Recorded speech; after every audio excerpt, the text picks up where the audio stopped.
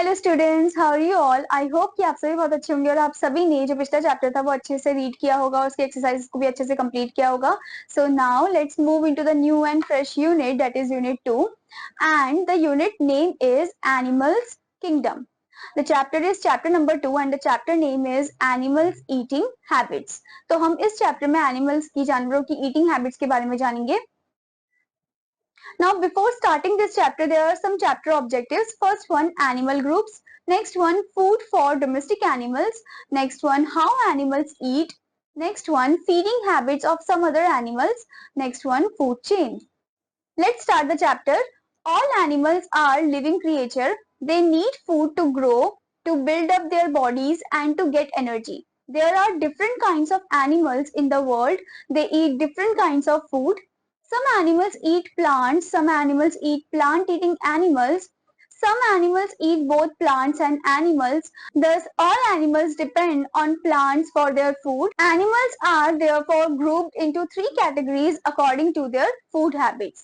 अब यहाँ पर आपको बताया गया है कि all animals are living creature. सभी एनिमल्स क्या है? लिविंग क्रिएचर है. ठीक है, उनको खाना चाहिए होता है ग्रो करने के लिए, अपनी बॉडी को बिल्ड करने के लिए और एनर्जी लेने के लिए.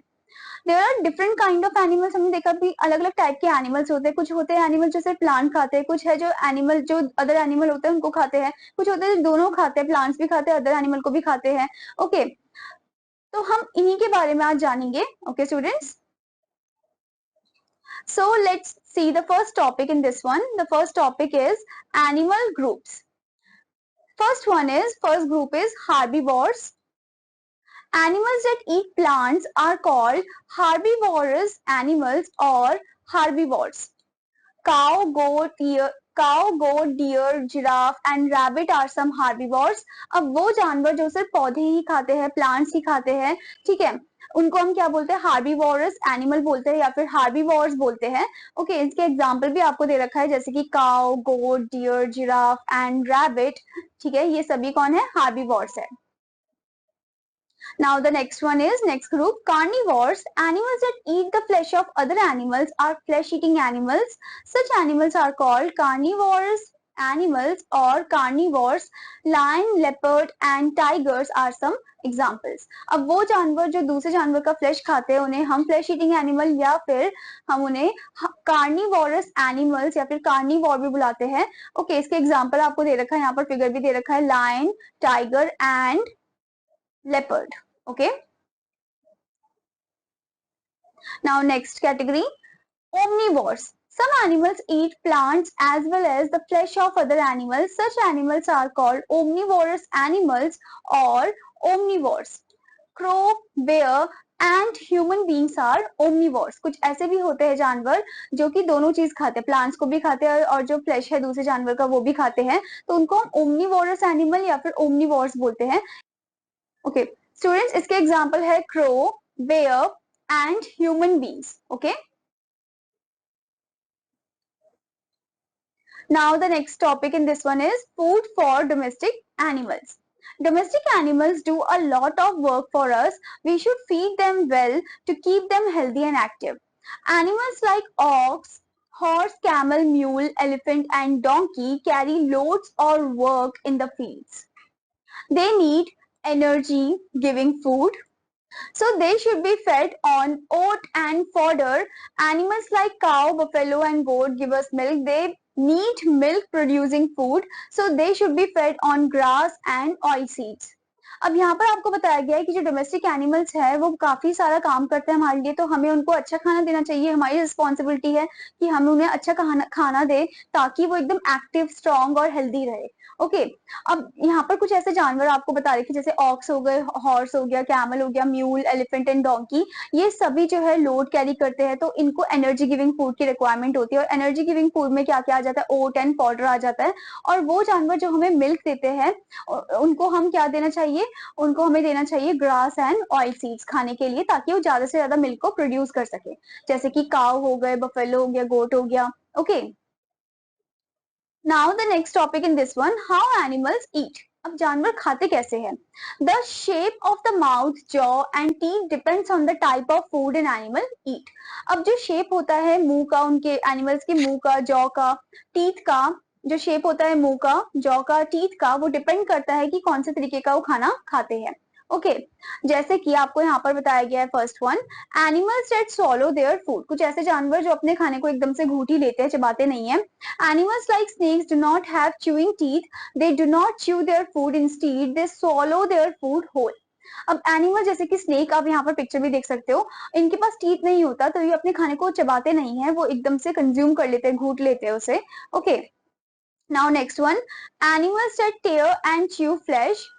Flesh eating animals like lion, tiger, fox and dog have very sharp pointed and curved front teeth to tear the flesh.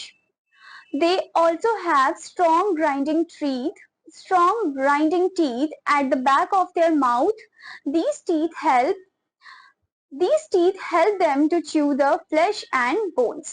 Okay कुछ ऐसे फ्लैश ईटिंग एनिमल्स है जैसे कि lion, tiger, fox and dog, इनके पास शार्प और pointed teeth होते हैं, कर्व फ्रंट टीथ होते हैं, जिससे वो फ्लैश को इजीली कट ऑफ कर सकते हैं, टियर कर सकते हैं। और इनके जो स्ट्रॉन्ग ग्रिंडिंग टीथ होते हैं वो भी काफी स्ट्रॉन्ग होते हैं और वो बैक साइड में होते हैं, ठीक है, जिससे वो अच्छे से उनको चबा सकते हैं फ्लैश वगैरह को। ओके आप यहाँ पर इनकी इमेज भी देख सकते हो, tiger and fox. Now next one, animals that gnaw. सबसे पहले तो students, what is the meaning of this gnaw? Gnaw means to bite something repeatedly और chew it hard. gnaw का मतलब होता है कि कुछ चीज को बाइट करना, ठीक है, रिपीटेडली बाइट करते रहना या फिर उसे च्यू करते रहना।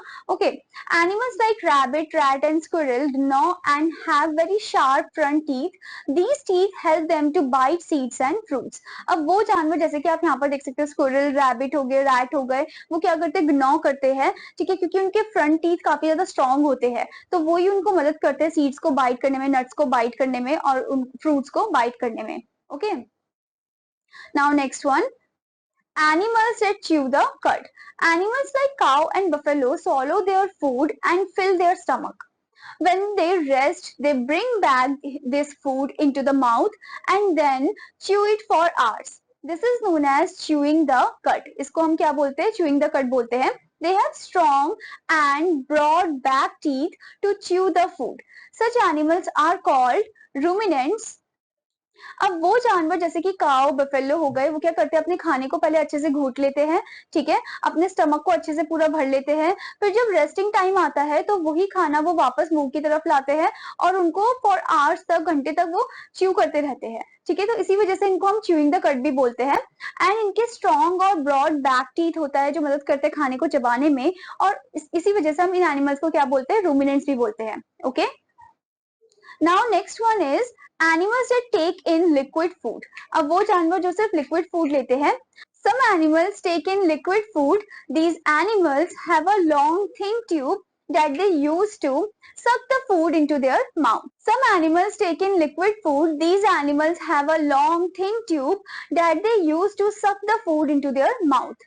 Mosquitoes and leeches suck blood from the bodies of other animals. Butterflies and bees use this tube to suck nectar from flowers. Some animals like cat and dog lap up milk and water with their tongue. This method of taking in liquid is called lapping.